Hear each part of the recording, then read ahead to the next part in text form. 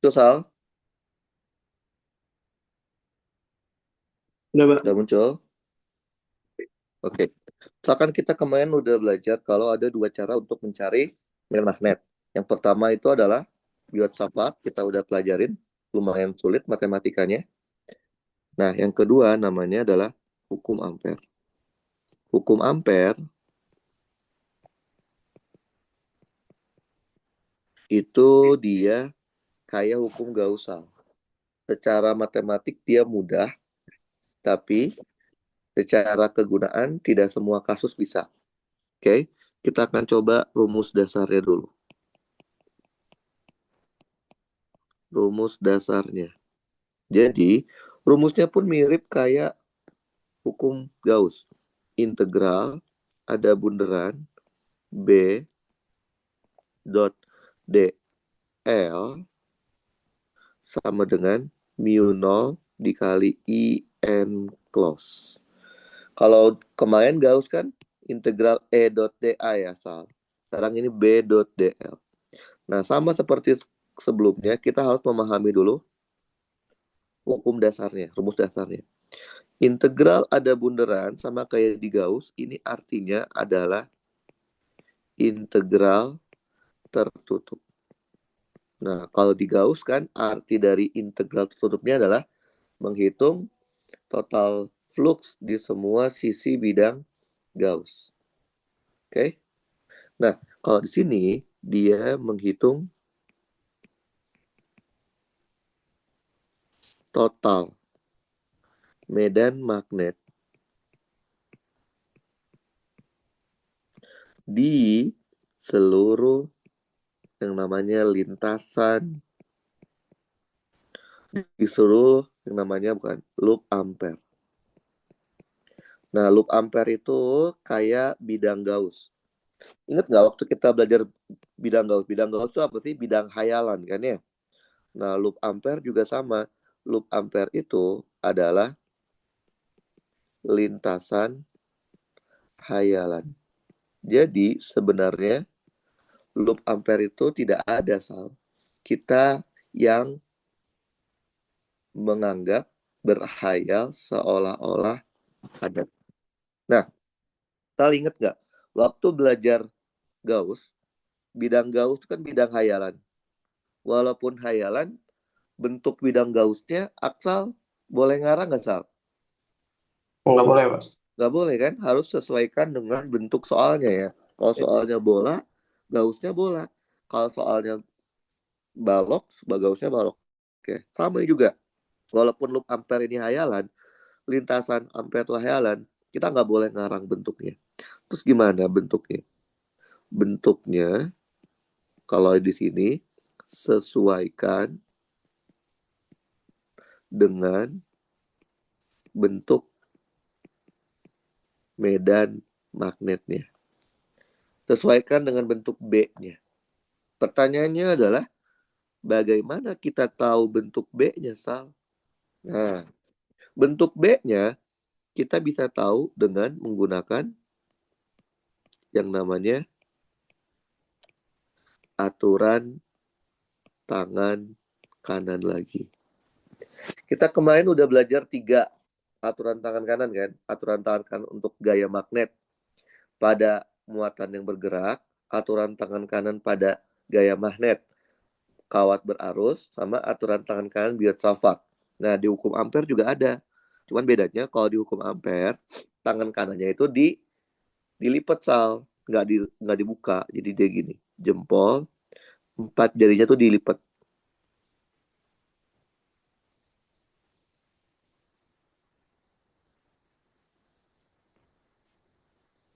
Bayang, Sal? Nah, gimana cara makainya, Sal? Nah, gini. Kalau arusnya lurus, maka arus itu adalah jempol. 4 jari yang diputar itu adalah medan magnetnya. Jadi kalau arusnya lurus, B-nya yang melingkar. Kalau dibalik, kalau yang lurusnya magnet, berarti B-nya itu jempol. 4 jari yang diputar itu adalah arus. Jadi kalau B-nya yang lurus, arusnya yang melingkar. Paham ya, Sal ya? Jadi secara umum, bentuk dari medan magnet itu cuma dua, Sal. Kalau nggak melingkar ya lurus. Nah, artinya kalau B kita nanti melingkar, maka bentuk dari loop ampernya harus berbentuk lingkaran. Oke. Kalau nanti B kita lurus, bentuk loop ampernya harus persegi. Paham, Sal? Udah, cuma dua ini aja. Bentuk loop ampere tuh kalau nggak lingkaran, ya persegi. Oke? Nah, sekarang lihat lagi, Sal. Ada yang namanya EN close. EN close itu mirip kayak KN close. Ini artinya adalah total arus yang ada di dalam loop ampere yang kita buat. Paham, Sal? Ngerti? Sal, saya tadi sudah bilang di awal, hukum ampere itu mudah. Tapi tidak semua kasus bisa ya, Sal. Betul. Nah, maka sekarang saya akan jelaskan kasus-kasus. Kasus-kasus yang dapat dengan mudah dikerjakan dengan hukum ampere. Oke, yang pertama, kasus kawat lurus dengan panjang dari min tahingga sampai dengan tahingga. Kawat lurus yang bisa dikerjakan dengan hukum ampere adalah kawat lurus yang panjangnya infinite, Sal. Berarti kawat lurus yang panjangnya berhingga tidak bisa dikerjakan dengan hukum ampere. Kawat lurus panjangnya semita hingga tidak bisa juga dikerjakan pakai hukum ampere. Kawat melingkar juga tidak bisa dikerjakan dengan hukum ampere. Artinya, selain kawat lurus panjang infinite, kita kerjakan dengan menggunakan hukum Biot-Savart. Sal, kawat lurus panjang infinite bisa nggak dikerjakan dengan Biot-Savart, Sal? Bisa. Bisa nggak? Bisa. Biot-Savart sangat powerful. Semua kasus bisa. Terus apa lagi yang bisa dikerjakan dengan hukum ampere dengan mudah? Yaitu adalah solenoida dan toroida. Kemudian yang ketiga, arus pada benda kontinu atau benda tegar. Benda tegar itu apa? Benda yang ada ukuran dimensinya. Nah, inilah kasus-kasus yang mudah dikerjakan dengan hukum ampere. Berarti sisanya selain ini, Aksal kerjakan pakai Biot-Savart. Kita mulai dari kasus yang pertama dulu, Sal. Kasus 1. Yaitu kasus kawat lurus dengan panjang dari min tahingga sampai dengan tahingga. Oke, bayangkan Aksal punya kawat lurus sangat panjang. Oke, dialirin arus I. Oke. Nah, kawatnya dari tahingga sampai minus tahingga. Terus Aksal punya titik pengamat, letaknya di sini, Sal. Titik P. Titik P ada di jarak terdekat adalah A. Oke. Nah, ini siku-siku. Kita mau mengetahui medan magnet di titik P itu berapa. Oke. Bisa saja ini dikerjakan menggunakan hukum Biot-Savart. Tapi kalau Karena kasusnya infinite, akan sangat mudah kalau kita mengerjakan menggunakan hukum Ampere.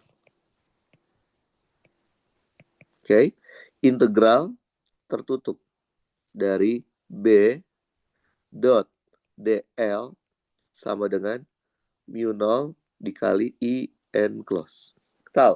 Kalau Aksal mau pakai hukum Ampere, langkah pertama adalah Aksal tentukan bentuk B-nya apa dengan menggunakan tangan kanan. Karena di soal ini I-nya lurus,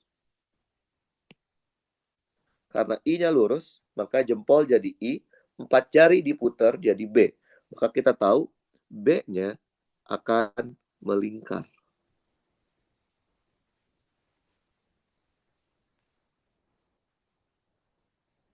Kebayang, Sal? Ngerti? Bikin Iya, Pak. arah loopnya sesuai dengan arah tangan kanan kita. Oke. Nah, karena lingkaran, dia cuma satu segmen. Berarti tidak usah pakai bunderan, Sal. B, D, L.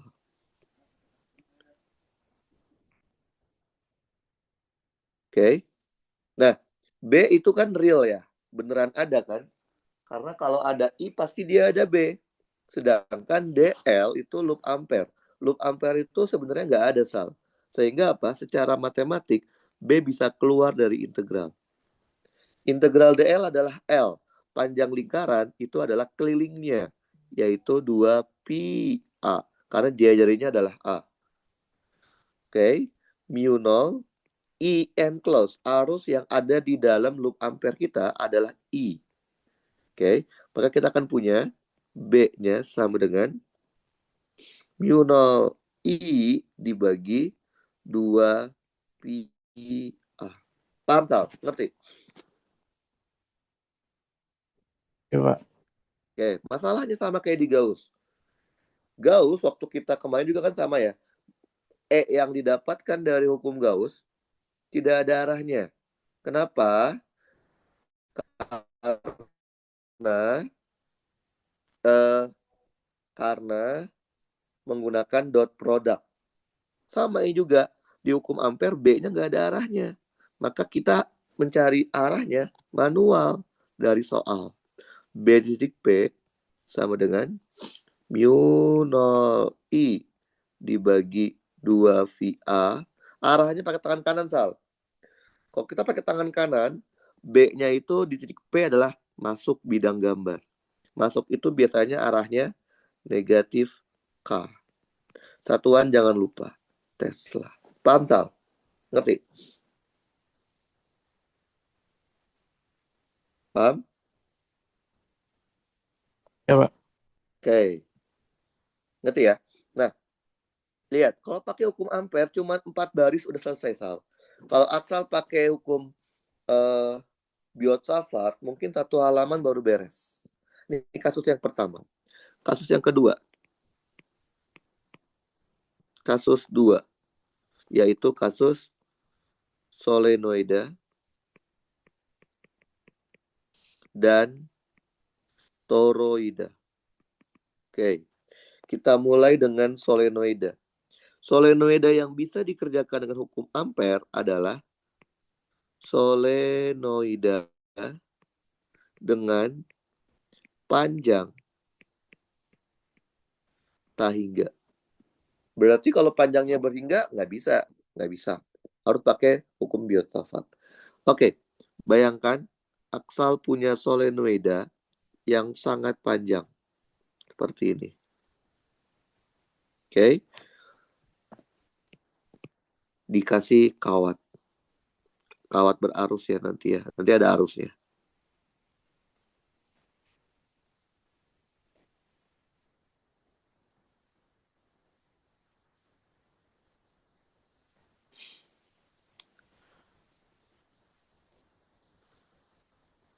Di kelas fisika udah sampai mana, Sal?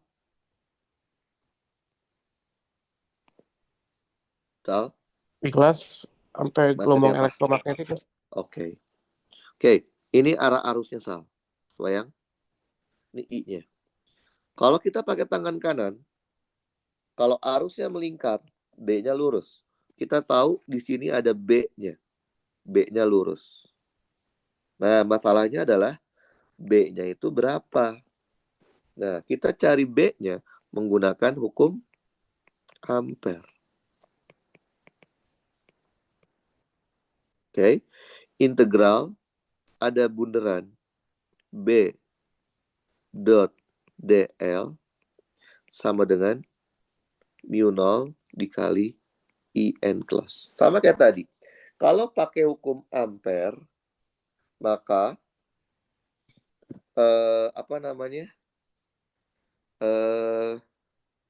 kita harus mengetahui dulu bentuk dari loop ampernya. Oke? Bentuk dari loop ampernya. Karena B-nya lurus, kalau B-nya lurus, tadi apa? Loop ampernya persegi. Maka kita tahu bentuk loop ampere kita persegi. Masalahnya, kita kalau taruh semua perseginya itu, kalau kita taruh semua perseginya itu di dalam solenoida, kita malah nggak dapet B-nya. Terus gimana dong? Kita harus taruh sebagian di dalam, sebagian lagi di luar solenoida. Seperti ini. Oke. Kita bikin arah loop sesuai dengan arah B-nya. B-nya ke kanan. Maka loopnya seperti ini.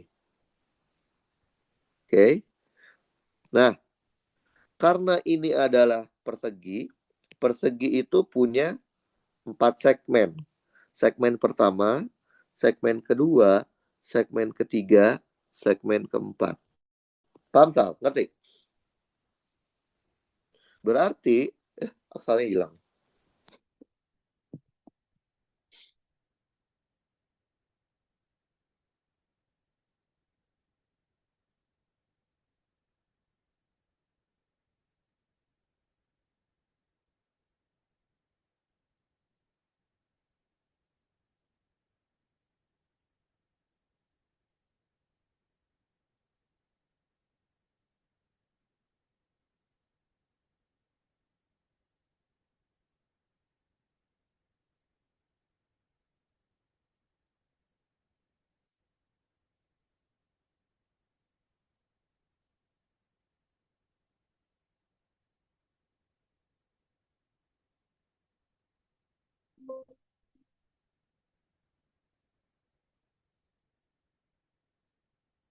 Halo, Sal?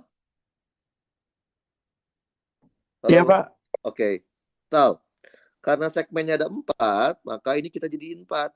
Integral B dot DL1 ditambah integral B dot DL2 ditambah integral B dot DL3 ditambah integral B dot DL4. Paham, Sal? Ngerti? Ngerti nggak, Sal? Iya, Pak. Karena dia ada 4. Kalau tadi kan lingkaran cuma satu segmen, makanya dia satu aja. Kalau sekarang karena dia persegi ada 4, maka jadi ada 4 segmen. B-nya ke arah mana, Sal? Ke arah kanan. Berarti ke arah I. Dot DL1-nya, segmen satunya juga ke arah I. Yang segmen 2, B-nya ke arah ya, tapi DL2 ke arah bawah, min J. Segmen 3, B-nya tidak ada B di segmen 3. Kenapa? Karena dia di luar dari arus, berarti nggak ada B. Tapi DL3-nya ke arah min I. Di segmen 4 ada B-nya dikit, ke arah I. DL4-nya ke arah J. Sampai sini ngerti nggak, Sal? Paham? Apa? Oke, kita selesaikan dulu dot produknya, Sal. I dot I. I dot I apa, Sal?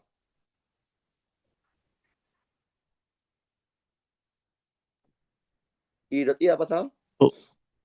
I dot I 1, betul. I dot min J.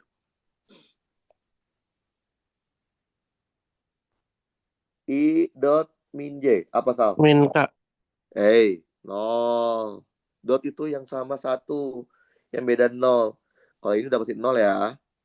I dot J juga 0. Paham? Sehingga kita tinggal apa? Integral B, udah nggak ada dot lagi, DL1 sama dengan mu 0 dikali IN close. B itu beneran ada. Sedangkan DL1 itu bohongan. Maka B-nya keluar. DL1 panjangnya. Misal panjang dari ini adalah L. Berarti DL1 segmen 1 panjangnya L kan? Dikalikan L. Sama dengan mu 0. Berapa arus yang di dalam loop ampere kita? Ada banyak. Dikali banyak lilitan. Berarti N dikali I. Maka kita akan dapatkan B-nya sama dengan N mu 0 I dibagi L. Biasanya N dibagi L itu sering disebutnya N kecil. N kecil itu apa? N kecil itu adalah rapat lilitan per satuan panjang. Sehingga kita akan dapatkan B-nya menjadi N kecil mu 0 I. Paham, Sal? Ngerti? Iya, Pak. Oke. Tadi solenoida. Sekarang kita masuk ke toroida. Toroida itu sebenarnya sama kayak solenoida, tapi bentuk besi atau yang dililitnya itu bentuknya bukan persegi, bukan lurus, tapi melingkar. Kayak gini.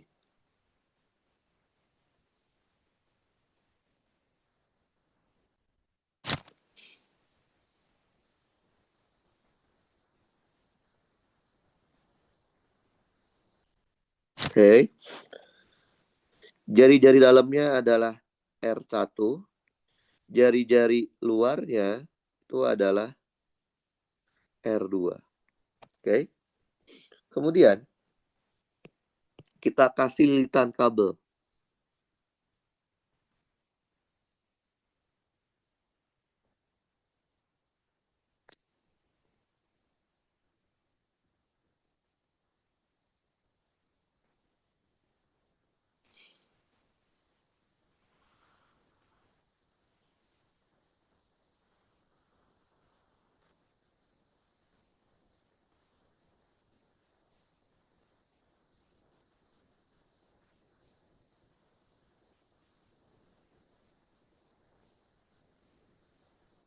Oke.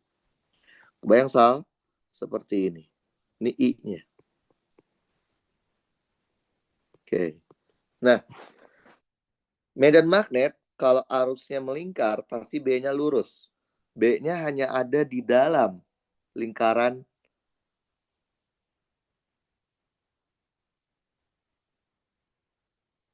ya.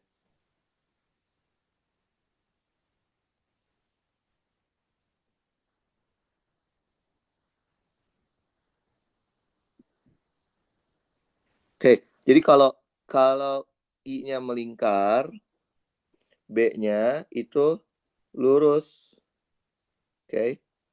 Nah, lurusnya tapi hanya ada di dalam lingkaran arusnya. Berarti dia hanya ada di antara R1 sampai R2. Oke.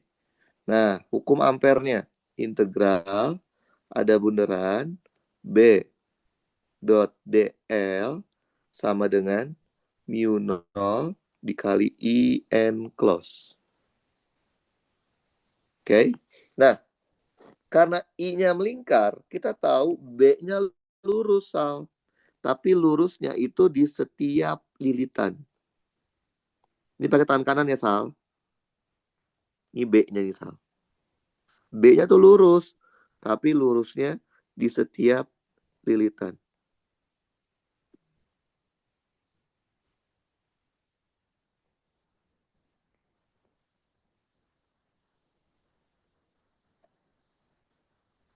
Paham nggak, Sal? Ngerti? Ngerti, Sal? Iya, Pak. Nah, tapi kalau kita lihat secara keseluruhan, bentuk B-nya apa? lingkaran kan, Sal? Maka loop ampere yang kita pakai bukan persegi tapi lingkaran. Nah, ini loop ampere saya. Paham, Sal ya? Jadi walaupun B-nya itu lurus, tapi secara keseluruhan B-nya melingkar. Karena dia lurus hanya di tiap lilitan. Nah, dengan jari-jari lingkarannya adalah R. Kita punya apa? Kalau melingkar kan satu aja ya. Integral B dot DL. Sama dengan mu 0 dikali IN close. Karena B beneran, DL bohongan, berarti DL-nya keluarin. DL itu panjang, lingkaran adalah jari-jarinya. Pilingnya. Berapa IN close-nya? Banyaknya lilitan dikali I.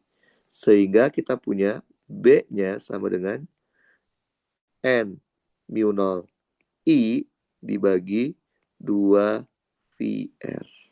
Paham, Sal? Ngerti? Paham? Paham, Pak. Oke. Sekarang kasus ketiga, Sal.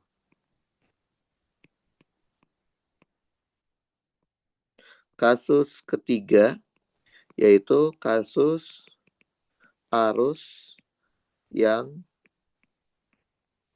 mengalir pada benda kontinu. Oke.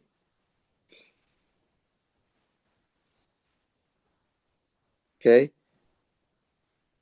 Nah, kita ambil contoh kasusnya adalah kasus kabel.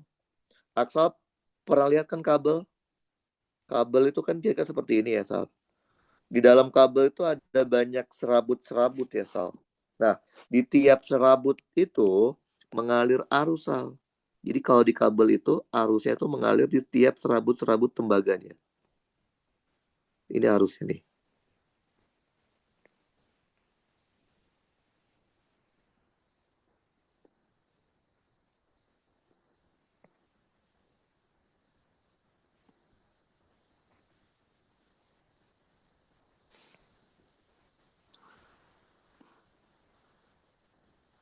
Oke. Arusnya misalkan totalnya I. Kabel ini menembus area yang berbentuk lingkaran. Anggap aja kabelnya bentuknya tabung. Jari-jari lingkarannya adalah R besar. Nah, sekarang pertanyaannya adalah, kita kan tahu kalau ada I pasti ada B. Nah, saya mau tahu B-nya itu bagaimana. Nah, ada dua.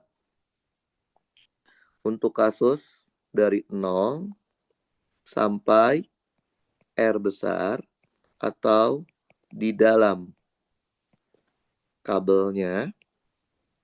Dan untuk kasus R sampai tak hingga. Ini di luar kabelnya. Oke. Nah, kita kerjakan. Dari 0 sampai R besar. Karena kita tahu I-nya lurus, pasti B-nya itu melingkar. Berarti kita bikin loop ampernya lingkaran. Oke. Jari-jarinya R kecil. Oke. Nah, berarti hukum ampernya adalah integral tertutup dari B dot DL sama dengan mu 0 dikali IN close. Karena lingkaran, satu aja. B dot DL sama dengan mu 0 IN close. Nah, B-nya keluar, DL-nya panjang lingkaran, yaitu 2VR. Nah, sekarang coba lihat IN close-nya. Lihat deh, Sal. IN close itu adalah total arus yang ada di dalam loop ampere yang saya bikin. Loop ampere saya itu yang warna orange lingkaran. Lalu coba kita lihat. Apakah semua arus ada di dalam loop ampere yang saya buat, Sal? Ada nggak? Apakah semua arus yang warna biru semuanya ada di dalam loop ampere yang saya buat? Enggak. Enggak. Berarti tidak semua arus dilingkupi kan? Iya. Ingat nggak waktu kita belajar Gauss? Kalau tidak semua terlingkupi, maka nyari IN close-nya pakai apa? Integral. Dari mana? Dari J, dA. Batasnya dari 0 sampai R kecil. Nah, J itu apa? J itu disebutnya sebagai rapat arus per satuan area. Oke. J itu adalah rapat arus per satuan area. Bagaimana cara mencari J? Areanya area cross section ya. Cross section itu area yang ditembus. Berarti kalau di gambar ini area cross sectionnya adalah si lingkaran ini. Area. Jadi bukan area keseluruhan dari silinder. Nah, J-nya tergantung situasi soalnya. Kalau arusnya itu arus homogen, J itu konstan, yaitu apa? Arus dibagi area. Area yang tembusnya. Tapi kalau tidak homogen arusnya, biasanya J-nya itu akan dikasih tahu fungsinya apa. Oke? Jadi ntar dikasih tahu J-nya homogen atau enggak. Biasanya kalau nggak dikasih tahu, defaultnya adalah homogen. DA itu apa DA? DA itu luas partisi. Kalau bentuknya luasnya lingkaran, maka DA-nya adalah 2 pi r dr. Kalau bentuknya bukan lingkaran, ya beda lagi DA-nya. Paham, Sal? Jadi ntar IN cos-nya dikicai dulu ya. Sehingga kita akan dapatkan B-nya sama dengan mu 0 IN close dibagi 2 VR. Nah, sekarang bagaimana kalau kita menghitung yang bagian luar dari R sampai tahingga? Oke. Sama rumusnya, integral tertutup B dot DL sama dengan mu 0 dikali IN close. Oke. Nah, kalau di luar berarti kita bikin loop ampernya di luar. Kayak gini. Nah, oke. Sama jari-jarinya adalah R kecil. Oke. Karena loopnya lingkaran, langsung aja ya. B dikali keliling lingkaran. 2VR. Mu 0. Coba lihat, Sal. Kalau kita loopnya itu yang warna merah, apakah semua arus ada di dalam lingkaran loop ampernya? Iya, Bapak. Gimana? Iya, berarti apa? Kalau gitu tidak usah menggunakan integral. Langsung aja I n close-nya adalah I.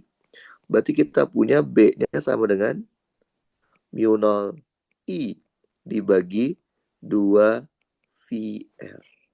Paham, Sal? Ngerti? Paham? Paham nggak? Bapak. Jadi kenapa yang dalam pakai integral? Karena Akta tahu itu tidak semua arus di dalamnya. Maka kita hitung pakai integral. Tapi kalau yang di luar, semuanya di dalamnya. Ya udah nggak usah pakai integral. Nah, lanjut. Soalnya seperti apa sih soal yang hukum ampere? Soalnya itu kayak gini, Sal. Soal hukum ampere mana ya? Soalnya, nah ini.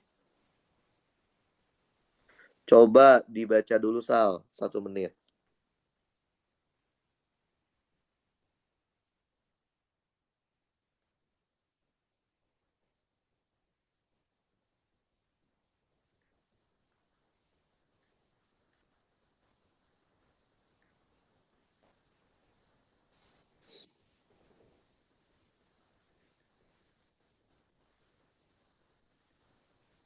Udah dibaca, Sal?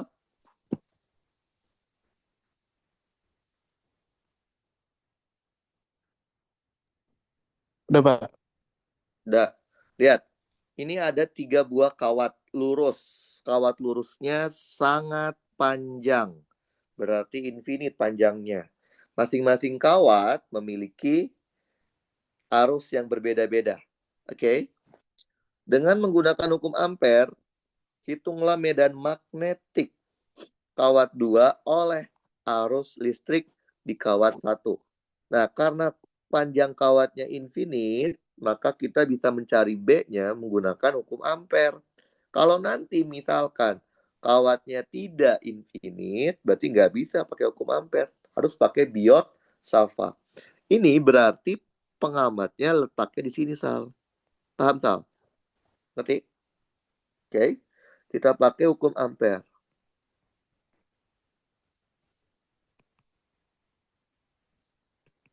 Integral tertutup dari B dot DL sama dengan mu 0 dikali IN close.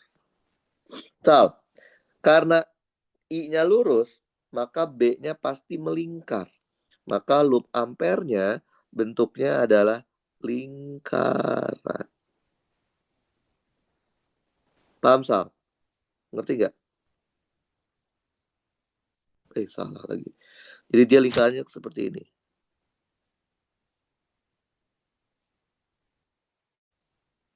Paham, Sal? Ngerti?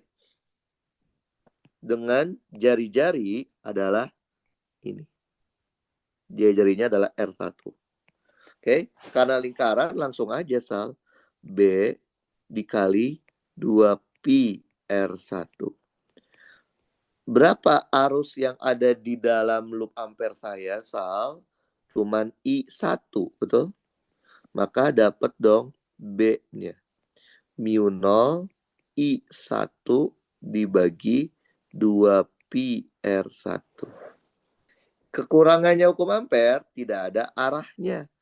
Sedangkan B itu vektor. Maka B di 2 karena 1, vektornya adalah mu 0 I1 dibagi 2pi R1. Arahnya Aksal tentuin sendiri pakai tangan kanan. Jempolnya arahkan ke arus I1. 4 jari yang diputar, kita arahkan ke titik P. Maka kita akan tahu medan magnet di titik P adalah ke arah sini. Oke, Sal, medan magnet harus selalu tegak lurus dengan jari-jari. Kenapa? Karena cross product. Paham? Sehingga dia ke arah mana? Ke arah negatif I. Satuannya Tesla. Paham nggak, Sal? Ngerti nggak? Iya, Pak. Paham ya? Jadi arah medan magnetnya Aksal tentukan sendiri dari taturan tangan kanan. Dan jangan lupa B itu harus selalu tegak lurus dengan jarak R. Harus tegak lurus. Sekarang yang B. Berapa gaya persatuan panjang kawat 2 oleh kawat 1? Berarti dia minta gaya magnetnya. Gaya magnet di 2 karena 1. Ini materi yang kemarin. Berarti ini gaya magnet disebabkan oleh kawat lurus, kawat berarus di sekitar B. Rumusnya apa? IL cross B. I-nya I2 dikali L, cross-nya adalah cross B21. Paham, Tal? Berarti I2 arah L sama kayak arah I2. Arah I2 kemana? Ke Z, ke arah K. Di cross dengan B21 yang kita dapat tadi di awal. Mu 0 I1 dibagi 2pi R1, arahnya min I. Oke? Oke, Aksal kerjakan dulu cross produknya. Sal, masih ingat kan cross product, Sal? K cross min I. Apa, Sal? K cross min I. Min J. K cross I kan J. K cross min I, min J. Betul. Maka kita punya apa? Mu 0 I1 I2L dibagi 2pi R1 arahnya min J. Nah, yang diminta adalah gaya persatuan panjang, Sal. Berarti FB21 persatuan panjang. Itu adalah mu 0 I1 I2 dibagi 2pi R1 arahnya min J. Satuannya gaya itu Newton, panjang itu meter. Paham, Sal? Ngerti? Paham? Paham, Pak? Oke, yang C coba lihat. Hitunglah gaya total persatuan panjang di kawat 2 oleh kawat 1 dan kawat 3. Tadi kan kita baru ngitung FB21. Yang C itu dia mintanya FB2 total. Kalau 2 total kan berarti ada 2 dong. FB 2 akibat 1 ditambah FB 2 akibat 3. Dia minta per L semua. Dibagi L, dibagi L, dibagi L. FB21 dibagi L kita udah cari. Berarti sekarang tugasnya kita cari terlebih dahulu FB23. Untuk mencari FB23, terlebih dahulu kita harus mencari B23-nya. Pakai hukum ampere.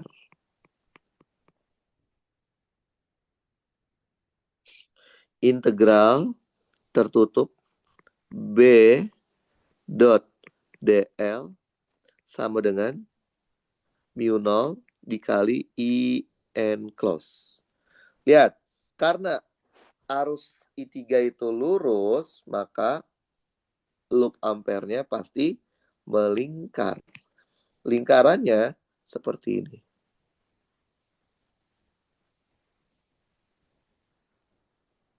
Oke, pakai tangan kanan, lo kok hilang.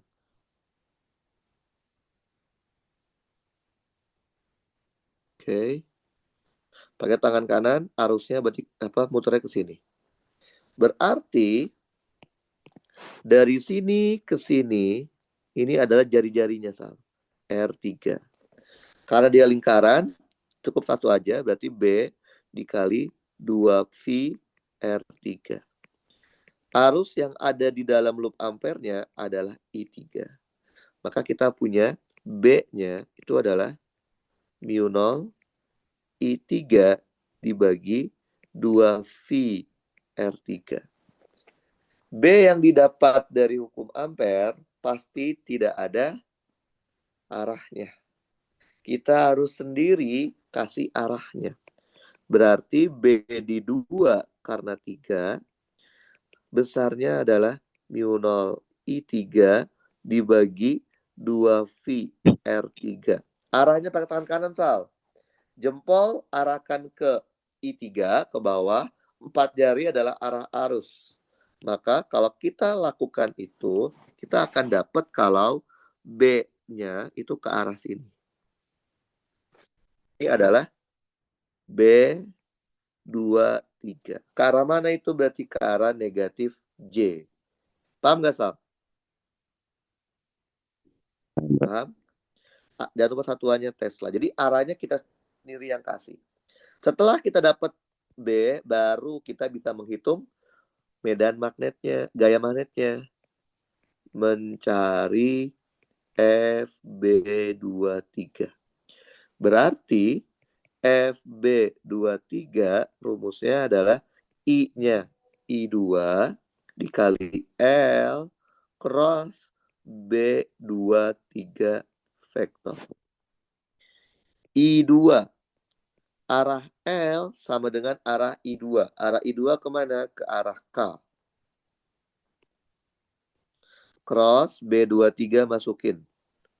Mu 0 I3 dibagi 2V R3. Arahnya min J. Oke, lakukan dulu cross produknya. K cross min J. Apa, Sal? Min, K Kak. cross Min, min J. min I. Apa? K cross J kan min. K cross J min I, kasih min jadinya I ya. Iya. Maka dapatlah mu 0 I2 I3 L dibagi 2V R3 arahnya I. Yang diminta adalah FB23 per L, yaitu adalah mu 0 I2 I3 dibagi 2VR3. Kok min I ya? Oke, nah baru kita gabungin sekarang. Berarti FB2 per L itu adalah FB21 per L ditambah FB23 per L. FB21 per L itu yang tadi. Mu 0 I1 I2 dibagi 2VR1 arahnya min J, betul ya? Ditambah mu 0 I2 I3 dibagi 2VR3 arahnya I. Kita bisa sederhanakan, mu 0-nya keluar, I2 keluar, 2V-nya keluar, min I1 per R1 J ditambah I3 per R3 I. Satuannya Newton per meter. Paham, Sal? Ngerti? Paham? Paham, Mbak. Oke, ini namanya hukum Ampere. Sekarang kita masuk ke bab yang baru, Sal. Tapi mungkin setengah bagian, nanti setengah bagian kita akan di setelah ini ya. Namanya adalah bab induksi magnetik. Oke. Sal, Aksal tahu nggak arti dari kata induksi itu apa, Sal? Induksi itu apa sih? Secara pengertian bahasanya, Sal? Tahu? Tahu, Sal? Kayak merangsang gitu nggak sih, Kak? Pak. Apa? Merangsang arus magnet gitu.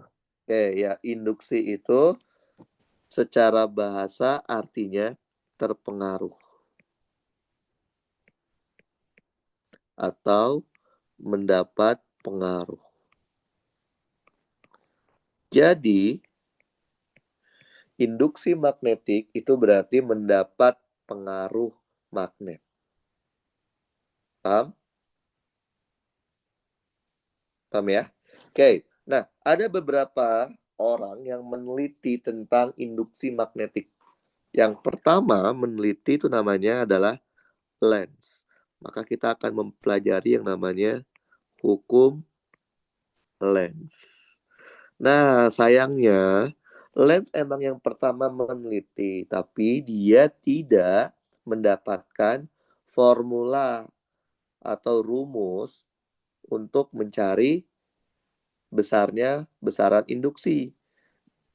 Dia hanya memberikan konsep atau menjelaskan tentang konsep induksinya. Nah, gimana caranya nih? Kayak gini.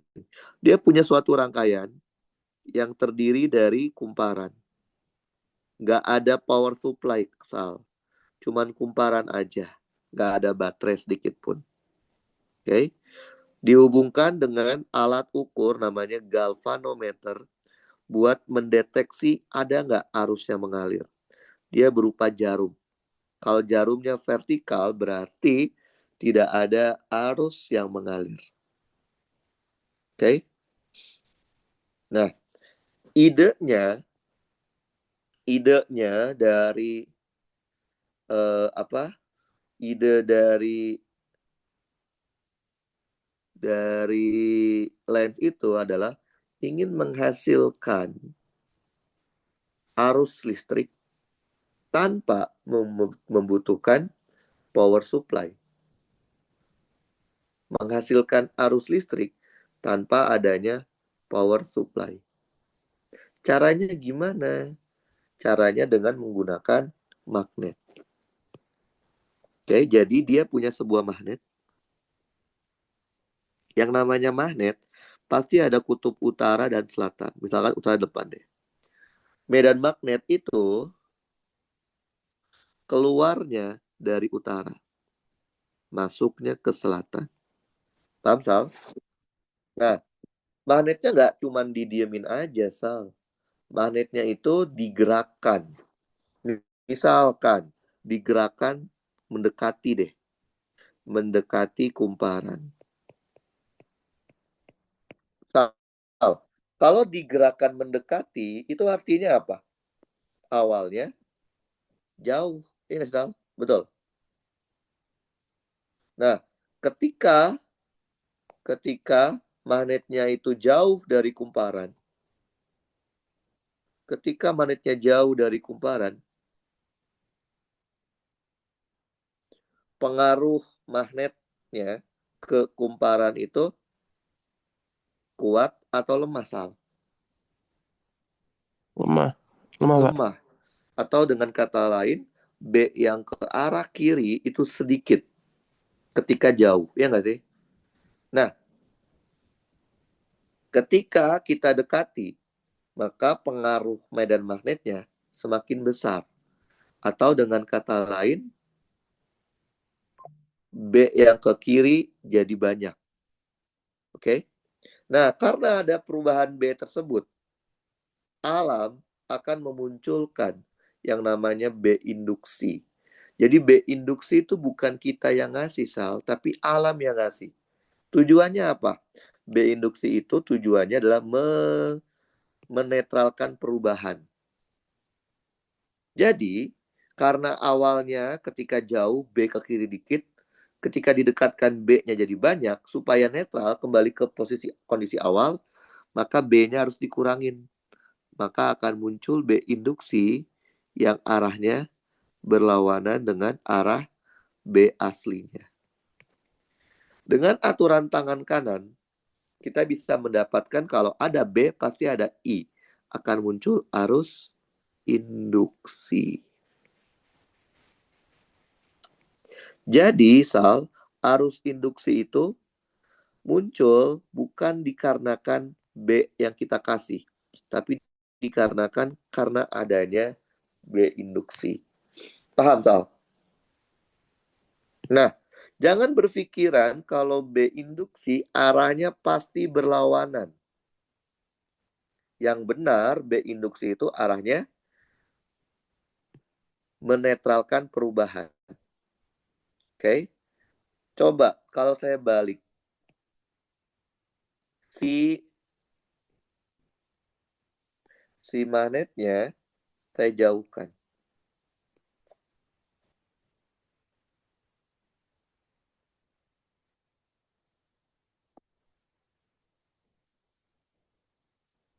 Oke.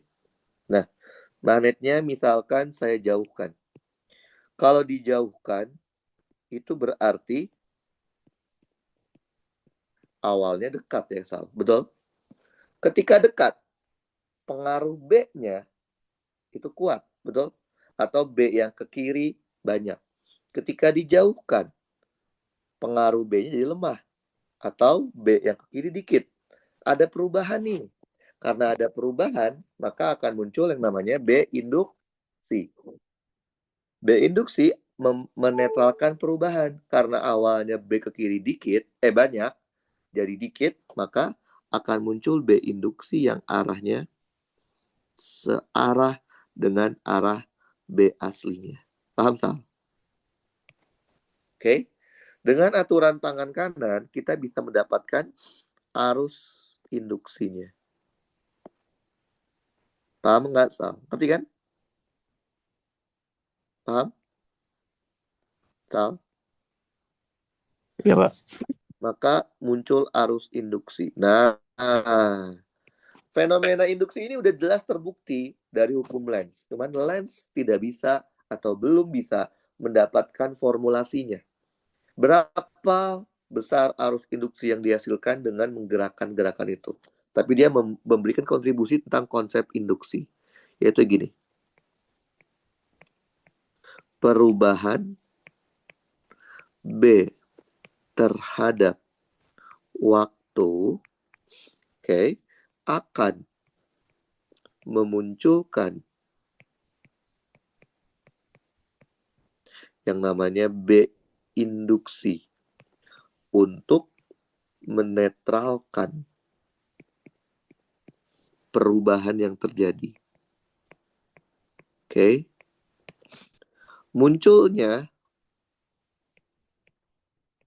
Munculnya B induksi akan, bentar ya, bentar Sal.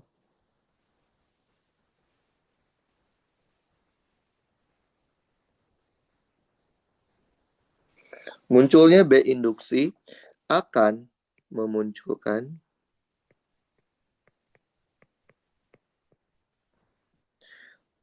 arus induksi yang arahnya mengikuti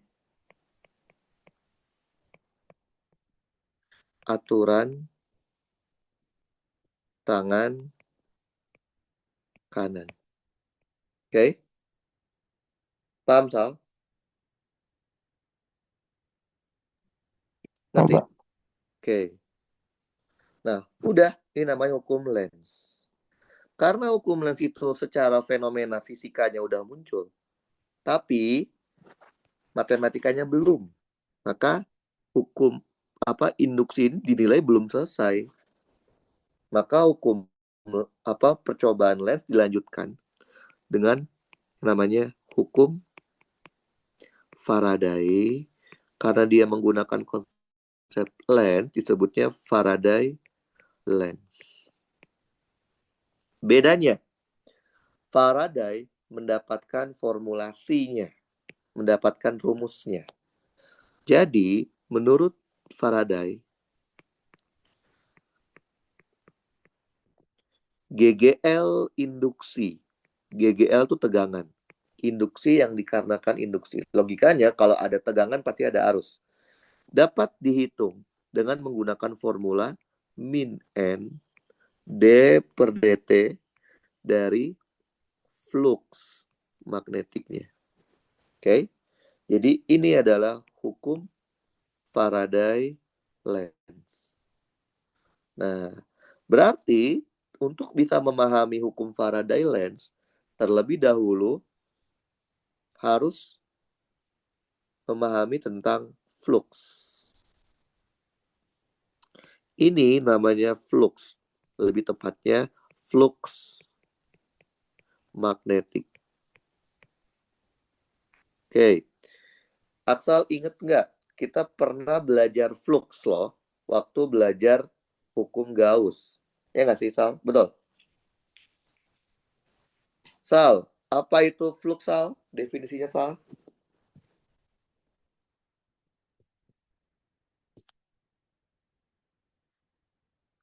Apa, Sal? Definisi flux apa? Aliran gitu, Pak. Bukan.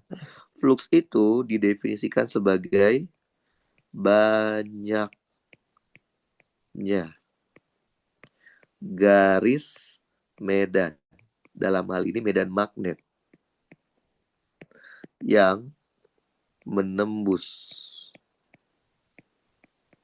suatu bidang. Jumlah garis medan yang nembus bidang itu namanya flux. Rumus dasarnya flux magnetik apa sih? Rumus dasarnya flux magnetik. Flux magnetik itu rumus dasarnya adalah integral dari B dot produk dengan dA. Ini rumus dasarnya flux magnetik. Wah, pakai integral susah dong. Ada nggak sih alternatif Ada nggak sih alternatif lain untuk mencari fluxnya? Ada, oke. Tapi itu bukan rumus dasar. Itu namanya kasus khusus, oke. Yang namanya kasus khusus itu biasanya tidak berlaku untuk semua kondisi. Berlaku untuk kondisi tertentu saja. Berarti dia ada syaratnya. Syaratnya apa sih? Kalau kita mau terapkan kasus khusus ini, syaratnya itu adalah apabila medan magnetnya konstan terhadap variabel pembuat luas. Variabel pembuat luas itu apa? Variabel X, variabel Y, variabel Z, dan variabel R. Variabel yang bisa kita bikin menjadi suatu luas. B konstan terhadap variabel luas itu artinya fungsi B-nya tidak ada variabel X, tidak ada variabel Y, tidak ada variabel Z, tidak ada variabel R. Paham, Sal? Paham, Pak? Oke. Kalau ini tercapai, kalau ini tercapai, maka terwujud syaratnya secara matematik B-nya konstan terhadap A. Maka kita bisa mengeluarkan B-nya dari integral. Integral dA adalah A. Karena dia ada dot product, maka ada operator cosinus. Oke, ini adalah rumus flux yang lain, tapi ini rumus khususnya. Oke, theta itu apa sih? Theta di sini itu adalah sudut antara medan magnetik dan luas area. Luas area arahnya kemana, Sal? Sama dengan arah gaya normal bidangnya. Yaitu apa? Tegak lurus dengan bidang dan keluar dari bidang sentuhnya, dari bidangnya. Paham? Oke. Nah, nanti flux ini kita pakai buat mencari GGL induksi. Nah, kalau berdasarkan informasi itu, kita bisa ambil kesimpulan bahwa GGL induksi yang dimaksud oleh Faraday itu dapat muncul dikarenakan yang pertama, dikarenakan adanya perubahan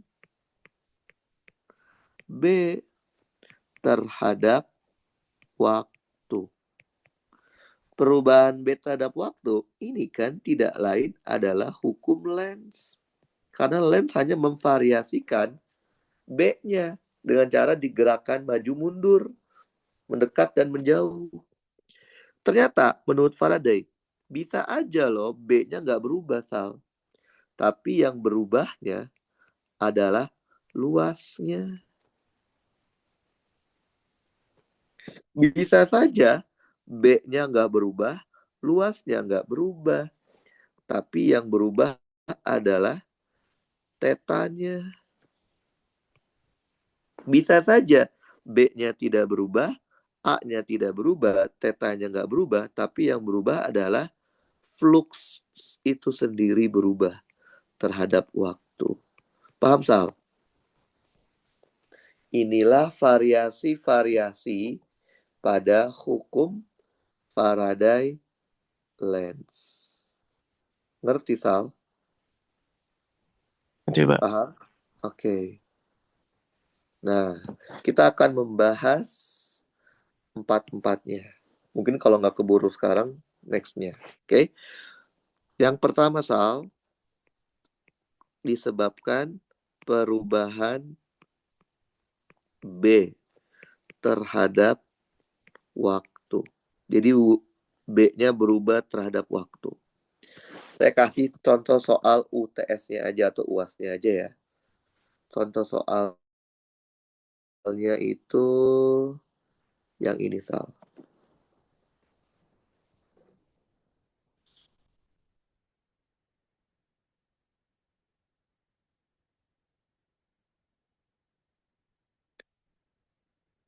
Oke, Sal, dibaca dulu.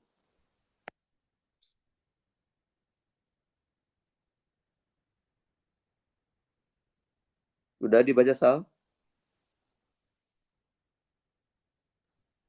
Udah, Pak.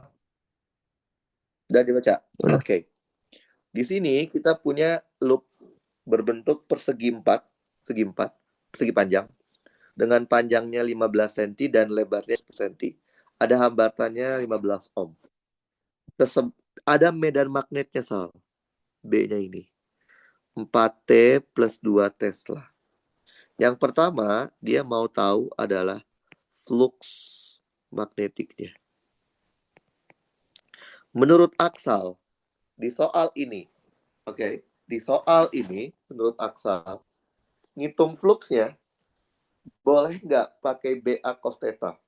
Atau harus pakai integral?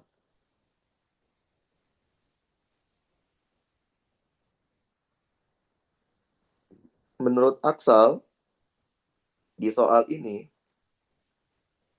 boleh nggak kita ngitung fluxnya menggunakan BA cos theta?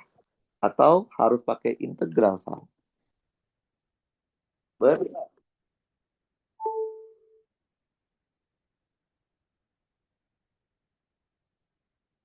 boleh pakai BA cos theta atau enggak, Sal? Boleh, Pak. Boleh, yakin?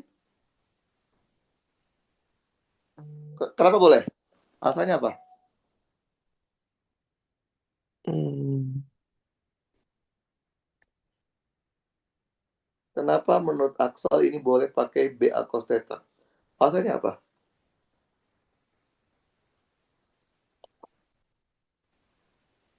Nggak boleh, Pak.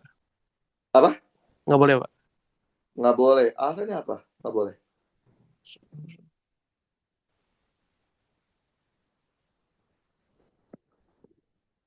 Hmm. Apa, Sal? Alasannya, Sal? Kenapa menurut Aksal ini nggak boleh pakai BA cos theta?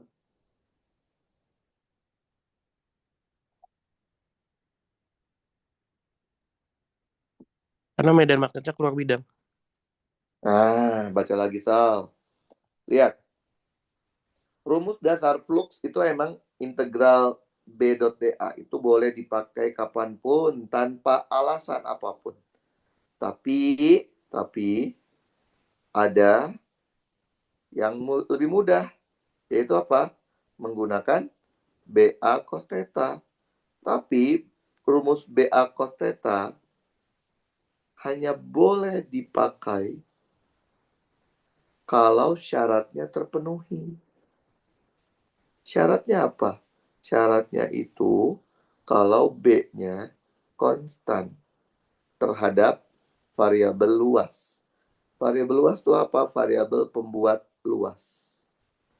Sekarang, jadi tahu ya, satu-satunya syarat kita boleh pakai BA cos theta adalah kalau B-nya konstan terhadap variabel pembuat luas. Paham, Sal? Ngerti? Oh, oke, Pak. Nah, sekarang pertanyaan saya. Di soal ini, menurut Aksal, ngitung fluxnya boleh tidak pakai BA cos theta? Atau harus pakai integral?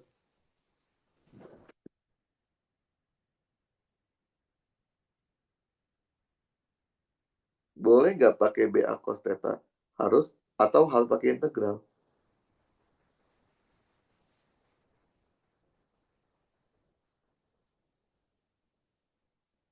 Boleh nggak?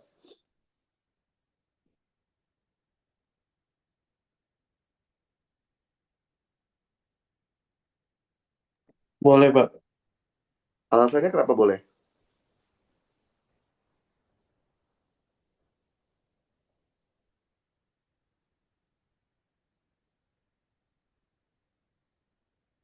Karena Kenapa bidang menurut datar biasa. apa? Apa? Kenapa, Sal? Karena medan magnetnya seragam, Pak. Sal, ulang lagi ya, Sal. Ulang lagi. Satu-satunya alasan di mana kita memperbolehkan menggunakan BA cos theta Satu-satunya. Hanya kalau B-nya konstan terhadap variabel luas. Paham? Ya, Pak. Oke. Sekarang saya mau nanya lagi di soal ini. Menurut Aksal, boleh tidak kita ngitung fluxnya pakai BA cos theta? Kalau boleh, apa alasannya? Kalau tidak boleh, apa alasannya? Oh, nggak boleh karena dia nggak konstan, Pak. Nggak boleh karena B-nya nggak konstan. Iya, Oke, betul. B-nya nggak konstan. Karena ada variabel apa, Sal? Ada variabel apa yang bikin B-nya nggak konstan?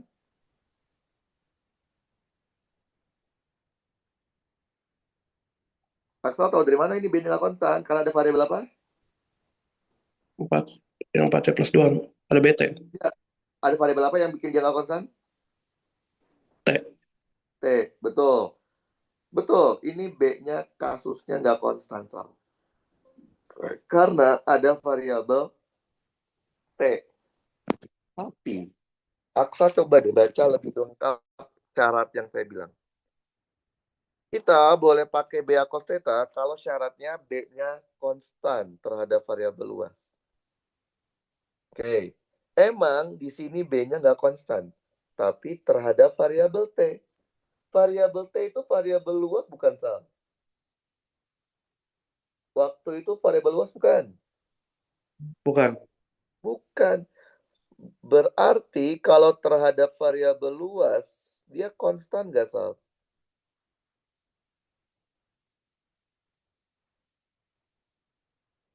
Kalau terhadap variabel luas, dia konstan nggak? Konstan, Pak. Konstan. Ya.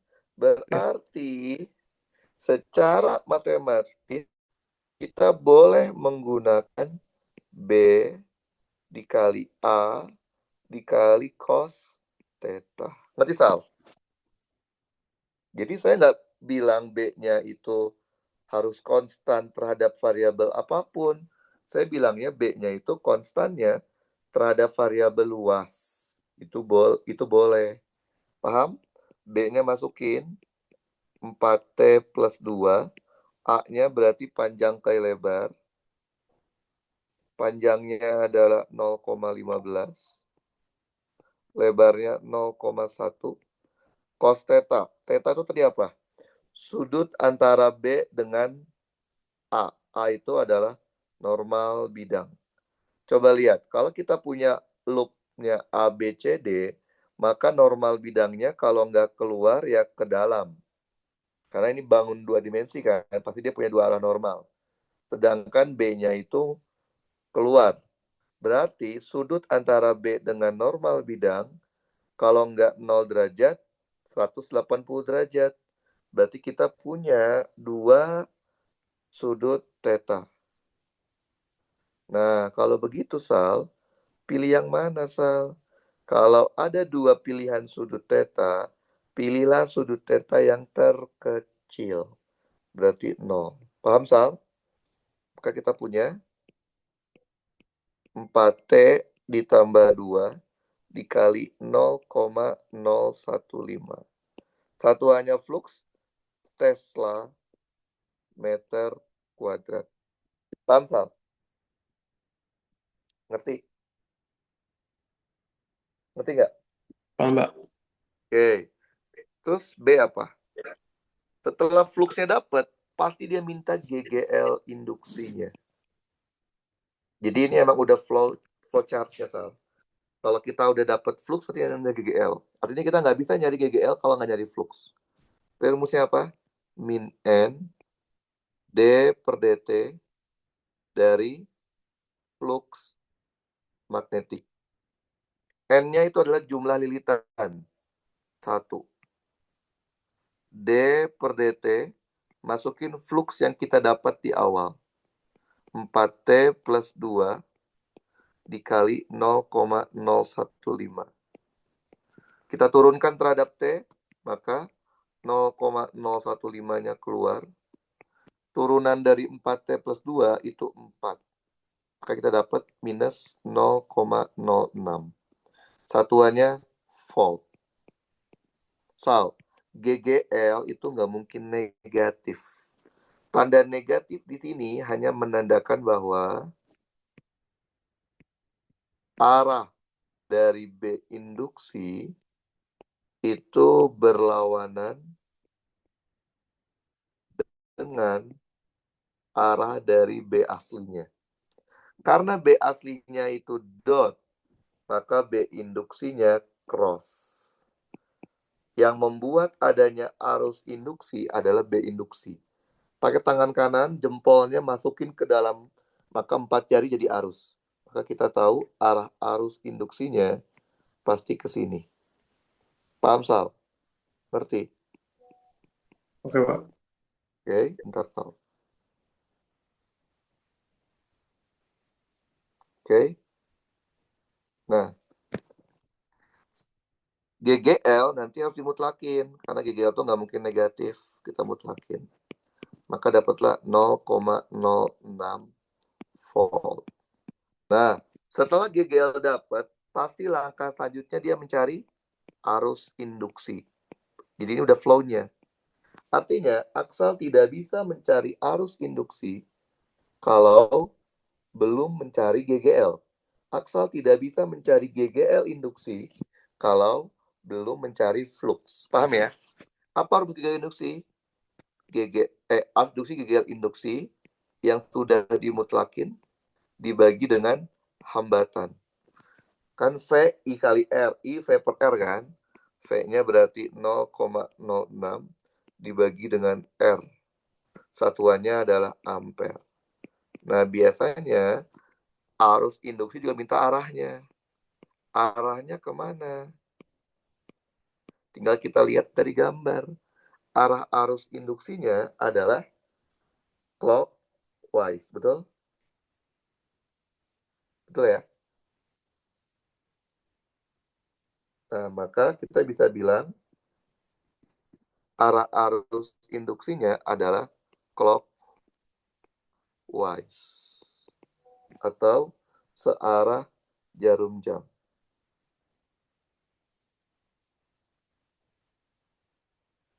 Oke, bentar ya. Oke. Nah, kalau yang D itu opsional. Dia minta apa yang D? Tegangan VB min VA. Nah, VB min VA ingat nggak kita pernah kerjain soal VB min VA menggunakan hukum Kirchhoff, yaitu apa? Sigma IR ditambah dengan sigma GGL. VB min VA itu secara konsep itu artinya dari titik B ke titik A. Dari titik B ke titik A. Oke? Nah, coba lihat. Dari B mau ke A. Maka dia akan mengarah ke sini. Betul ya, Sal? Betul. Nah, lihat. Dia melawan arus induksi. Berarti sama dengan minus I induksi dikalikan dengan R. Coba lihat lagi. Ada nggak power supply-nya? Tidak ada power supply. Berarti ditambah 0. Masukin deh arus induksinya 0,06 dibagi R dikalikan R. Maka VB min VA itu adalah minus 0,06 volt. Tanda minus di sini hanya menandakan kalau potensial B lebih kecil dibandingkan potensial A. Paham, Sal? Ngerti nggak? Paham?